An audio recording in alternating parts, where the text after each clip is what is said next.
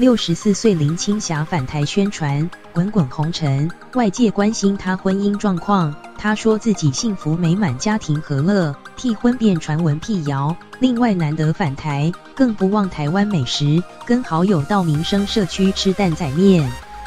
64岁的林青霞跟一票圈内好友出席滚滚红尘首映会，身上穿着粉色裙装，就是去年12月为老公办70寿宴所穿的。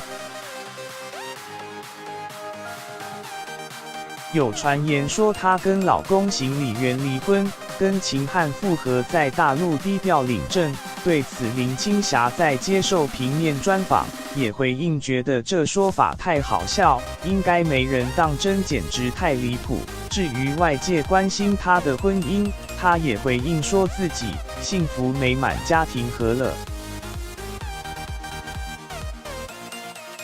难得回台湾不忘家乡味。6日林青霞被拍到穿着粉色上衣，头戴绅士帽，跟好友施南生相约品尝家乡味。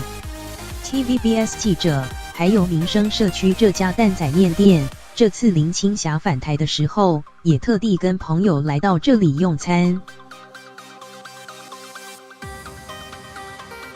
对于有大明星造访，店家态度低调，不愿多做回应。至于林青霞爱的美食，还有这一位 TVBS 记者位于东门市场这一家老字号80年的水饺摊，就是林青霞的最爱，每次回来台湾都得打包一点家乡味带回香港。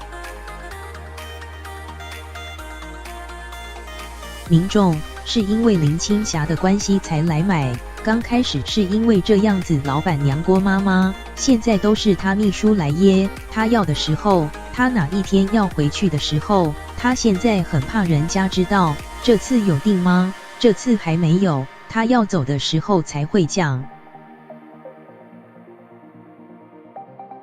林青霞每次回香港前，几乎都会外带回香港，连黎智英都请她代订，也让这家水饺店被封为是林青霞水饺女神，名气大，连53岁的刘嘉玲都是粉丝。